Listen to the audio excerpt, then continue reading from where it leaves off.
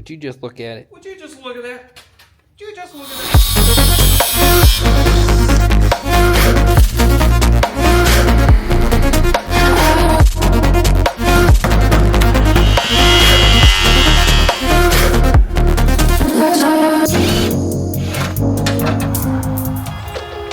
Real simple.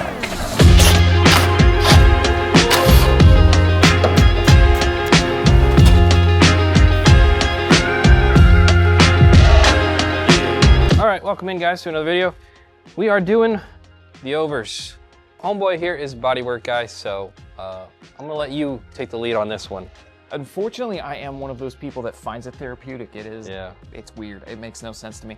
So we have our fenders off of the E36 here. As you can see, they're not anything special. They've definitely been around. They've had some previous repairs and modifications that are less than stellar, but you wanna know what? It's only stupid if it doesn't work, so we're gonna leave that. May clean it up a little bit, make the best situation. But today we're gonna be focusing on getting our over fenders kind of situated, figuring out how we are going to want to mount them, and figure out where we are going to make our cut to allow the wheel and tire package to have more room for travel, because we're going to have the wider track width as well as more angle now. So we want to make sure we have room for that, so we're not destroying brand new steer tires or damaging the fender or, goodness, ripping this off. So we're going to set this on here, get it taped loosely in place, and then start plotting. I have a rough idea, so most likely we're going to do 2 rib nuts down here, one in the middle, one at the corner, kind of a similar structure. We'll probably put one in the middle at the top, one in the nose, one down here, and then one down here. Being a drift car, you want it secure because you're gonna have some weird airflow coming in from the side. But if it does get hit at the same time, you don't want it too fixed that it's gonna destroy itself as soon as it gets touched, because it can't move and it can't flex at all. So, All right, so if you look in the wheel well here, this will show perfectly what an over fender is, or what a over panel does in the corner. So if you look, we still have our factory steel arch in here, and you can see not only is this wider, but it also hangs a little bit lower, which is nice. It'll help keep the fitment looking good. So this portion of the radius will be cut out, and we will fold it back, give it a little bit of rigidity, as well as paint it to prevent rust in the future. But that's a perfect example of why you would go to an over fender, is it gives you this additional room for your wheel and tire package.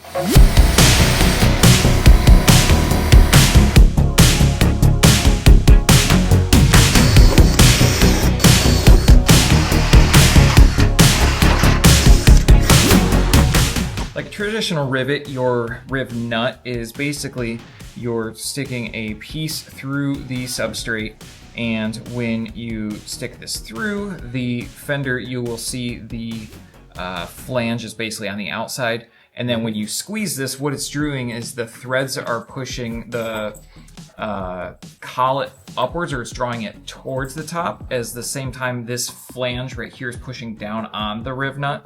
So it forces it to collapse basically. So there's a designed basically failure of the wall, and it pinches the fender sheet metal between the collet where it collapses and this outer flange, and therefore it pinches and makes a threaded insert where you can run bolts in. Now again, because it's just a mechanical fastening, it's not like it's welded, you can over torque these fasteners and break your rib nuts loose and have to redo this. So it's kind of how much squish can you get on it. There is an appropriate amount, but you have to do all sorts of measurements and stuff. So basically you want to get it where it squishes enough it's going to stay still, but it doesn't damage the threads, which is a plausibility as well.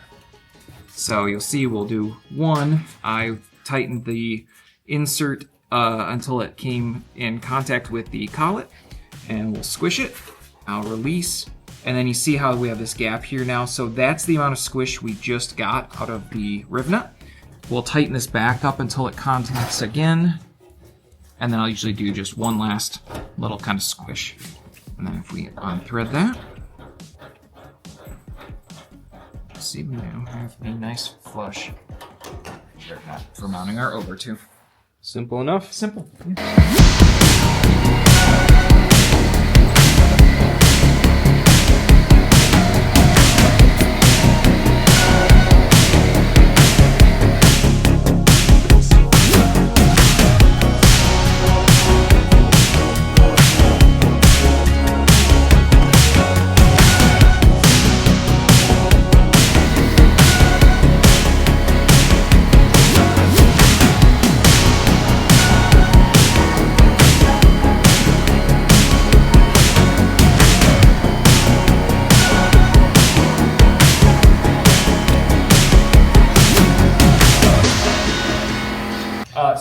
be doing is cutting out the quarter panel. Now you don't want to take too much off. You do want to leave structure here, and you only really need to take off as much as necessary. So what we'll do is there's 2 layers of steel here. You have your outer quarter panel, which you can see, and then you have your inner wheel arch and inner quarter panel structure that's all spot welded together.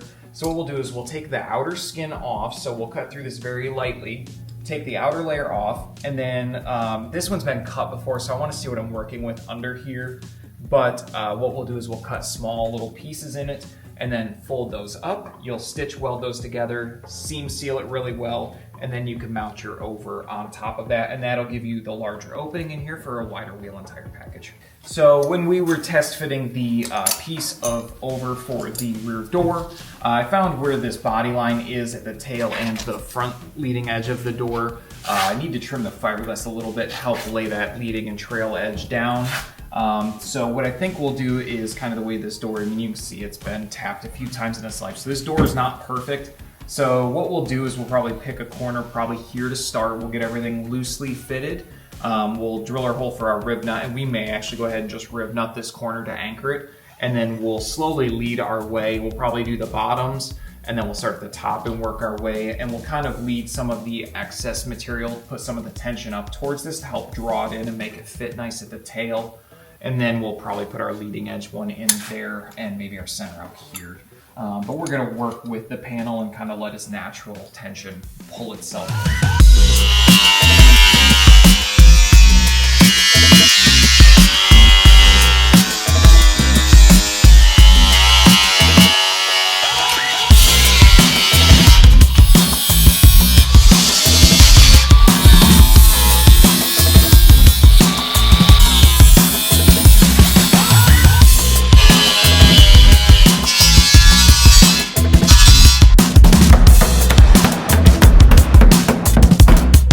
So, out of curiosity, why would you bring the back layer up like this instead of just welding the 2 pieces together at the bottom? It gives you 1 more strength, and 2, it's honestly easier to just do some stitch welding along the top and then just cover it in seam sealer.